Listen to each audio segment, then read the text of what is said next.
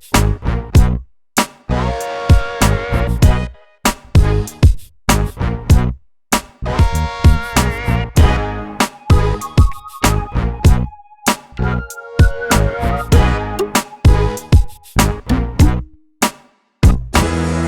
seem that long ago that people started asking me the same question over and over. Have I driven the new bigger size SUV by Kia? My simple answer, not as of yet. But thankfully this week, well, things have changed. Hey, welcome to this edition of Road Warrior. I'm your host, Grant Robertson. Now, specifically behind me, it is the all-new 2020 Kia Telluride. And with that comes a huge following of people that want to step inside.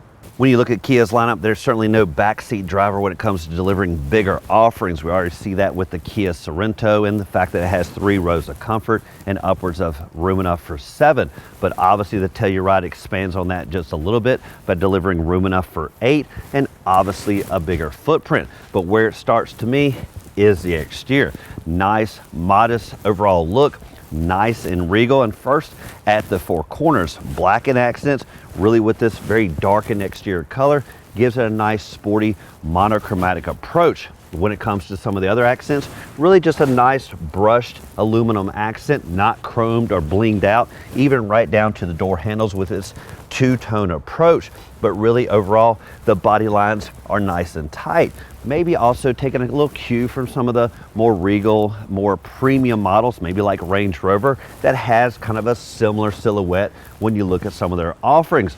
But what I like as you sweep down, again with the two tones, the pillars really in a darkened gloss accent, even right down to the front pillars that have this lower accent here that mimics like it's going to go up but stops short.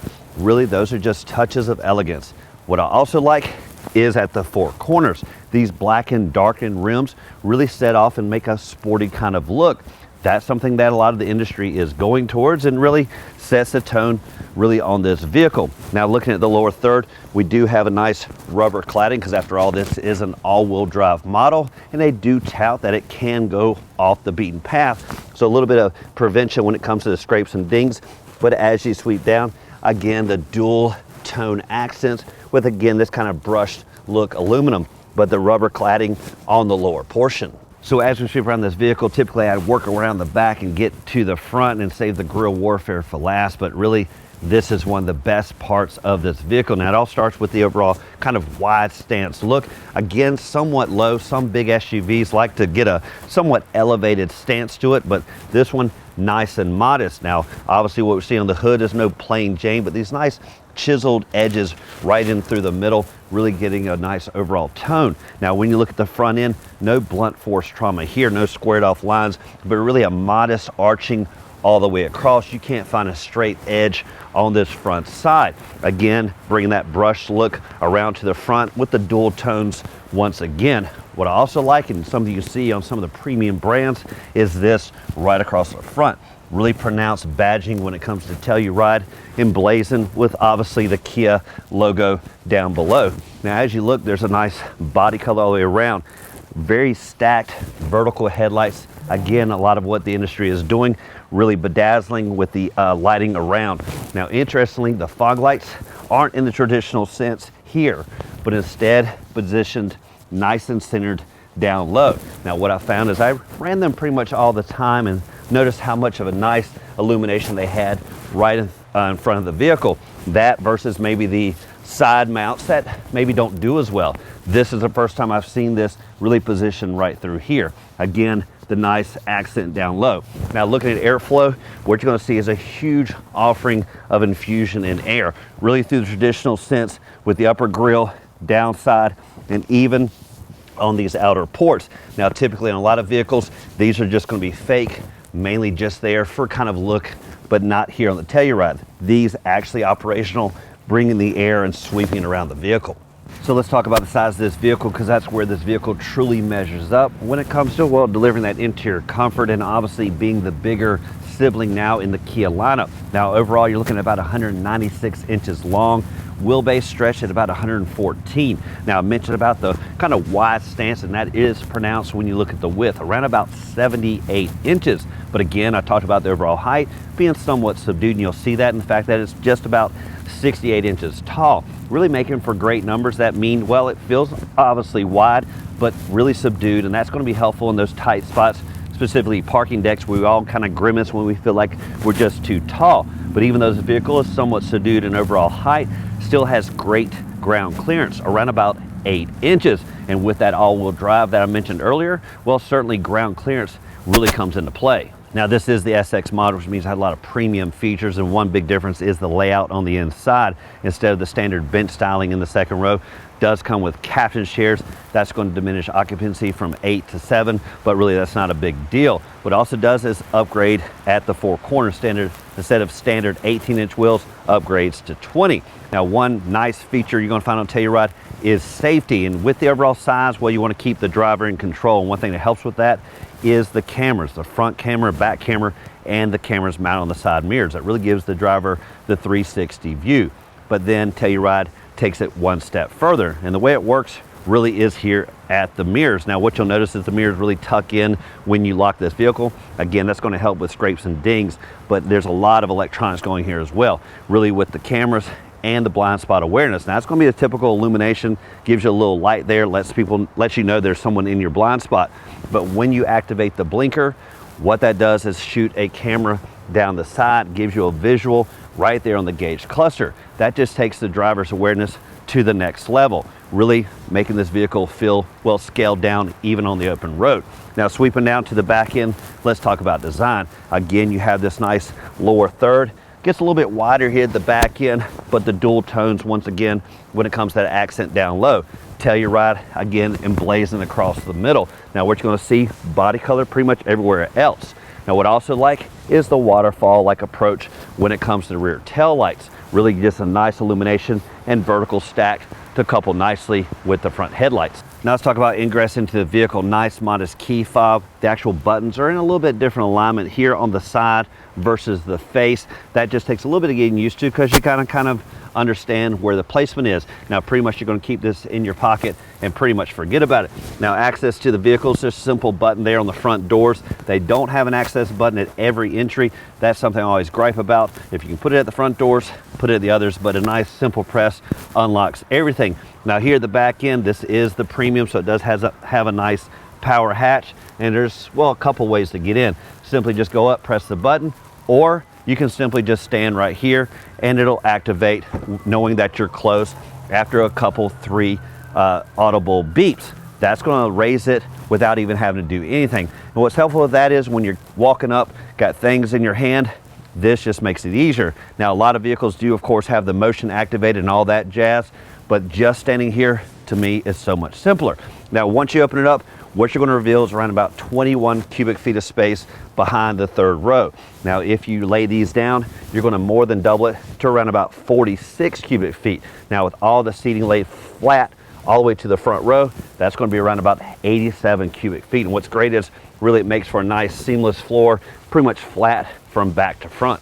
Now, diving into the cargo just a little bit, you will find a lower portion underneath this rear cargo floor to put items if you run out of space vertically up here. Now, as for the operation, you do have these headrests that can be tumbled forward. That's just going to help with overall blind spot because when these are in place, certainly that does block the rear view when you're looking for the driver. Now, if you want to tumble these forward, just simply pull right there, lays flat, almost spring loaded so they go forward without really a lot of help. Now, this is kind of a 80-20 split, so you can obviously design this when it comes to cargo and people in different fashions, but obviously when you pull this, it really makes for a nice seamless floor, no really crevices to swallow all your gear. Now, what you'll see over here on this side is some buttons positioned on the outer wall that help tumble the second row with ease. Just simply press them and they go forward. And as you can tell with the captain's chairs, you do obviously have that void through the middle. So picture in the other models with the bench styling, one huge cargo area to store items. When it comes to power plant on the hood, what you're going to find is a 3.8 liter V6 engine. Now it delivers 291 horses and 262 foot-pounds of torque and is coupled to an 8-speed automatic transmission. Now the Telluride comes in either front-wheel drive or the as-tested all-wheel drive. So when it comes to fuel economy, for the front-wheel drive, that's 20 to 26 miles per gallon. For the all-wheel drive, you lose just a little bit to around about an estimated 19 to 24 miles per gallon. But for a vehicle this size, Those are decent economics at the fill up. Now, before we dive in the front, really it starts at the second and third row with the overall delivery of comfort and again those occupancy numbers. Now, before we go all the way in, let's look at the door. First off with the sunshade, nice manual-like approach, really gets up and down with ease, but really kind of diminishes the infusion of sun when you need to. Now here on the side, what you're going to find is obviously the window control, but even better, the vented, heated and cooled seats here for the outer occupants on both sides. Really, again, the next level of premium. But sweeping on the inside, again, on the SX, we're gonna find the dual captain chairs in the second row, really with that nice perforated leather, overall comfort. Now, one thing that helps with ingress to the third row is what you see here. Really the nice aisle right down the middle. But first off, let's talk about legroom numbers. Now, what you're gonna see up front is around about 41 inches. Increase here in the second row to around about 42. Now, as you get to the back, to be expected, about 31. Now, what I like about the second row and all those numbers, well, naturally, these seats are going to slide forward to give breathing room to the back. So I'd say the back seat drivers may creep up a little bit of comfort when there's, well, a little give and take. Now, one other thing is the operation here on the side. Now, first off, really this is going to give you some operation, but this button here is the best. When you press that, it's almost an automatic slide forward. That's going to give great ingress for occupants to swing into the back. And as you can tell, room enough for 3. The button found on the lower cushion is also found here on the upper shoulder. Just press it, and again, the captain chairs will slide out of the way. Now, other creature comforts you're going to find nice dual cup holders there on the back of the center console. As for chargeability, you will find traditional car outlet and a household outlet down low as well. But if you're looking for traditional USBs, well, look no further. They're positioned on the side of the front seats. Front center dash, you're going to find this huge oversized screen and also 2 words, Harman Kardon, really delivering that nice crisp sound. Now, this is a nice split screen system with the navigation, radio, and weather. Now, what's great is these can really be changed to your specific liking. The way you do it is go over here. Here's a whole bunch of other options, and you can go to menu, go to edit home widgets. Here's your shortcuts right now. Just simply find what you're looking for. Let's say you want the clock or whatever, you click and hold it, drag it right over there and let go back to your home screen, and now you've got really specific look of what you're looking for. Now, if you go to radio, one thing I did notice when it comes to your source select, the only thing that's really available right here is your particular bands. Now, this is a no-brainer because it is radio, so obviously radio means FM, AM, and Sirius, but on a lot of vehicles, they also give your media selection as well, but that's not the case on this particular model. Now, what you're going to find though is a shortcut down here for media. Just simply press that, your media is automatically going to come up. So really there's a workaround that's not that big a deal. Go back to radio, just press there. Now, other features you're going to find are down below. Really, when it comes to the climate, you're going to find dual zones up front, and there is rear zone as well. And the way that works is just simply press right there. That's going to illuminate up top, and now you can control it and really give individualized attention to the back seat passengers.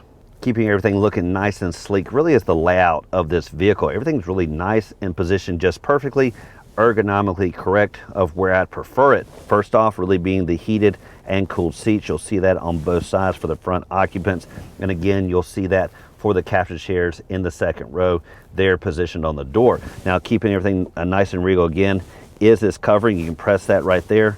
This is going to open it up, and you're going to find nice chargeability in the form of USB and some other connections. But even better is the wireless charging positioned right there. Just set your phone if it's so equipped, and it charges right up. Now, sweeping between the drivers up front, what you're also going to see, dual cup holders up here, nice little general storage there as well, and your controls for driving when it comes to kind of the all-wheel drive system, and some other shortcuts right here.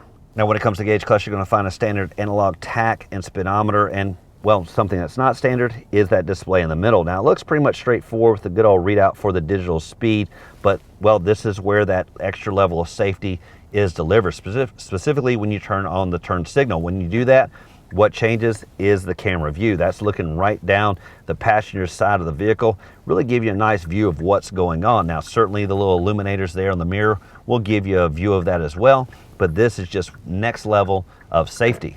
Now, it does it for this edition. Road Warden, a test drive behind the wheel of the all-new 2020 Kia Telluride. This being the all-wheel drive SX, which really delivers that grip at the four corners and the premium features. Better yet, does it for an overall modest price. Now, what I like is, of course, the delivery of 3 rows, and on this particular model, those captain chairs make ingress and accessibility that much easier. But in a pinch, if you prefer, you can, of course, keep the 8 people layout, delivering the best bang for your buck. Now, as always, thank you for watching this edition of Road Warrior. Keep both hands on the wheel and eyes straight ahead.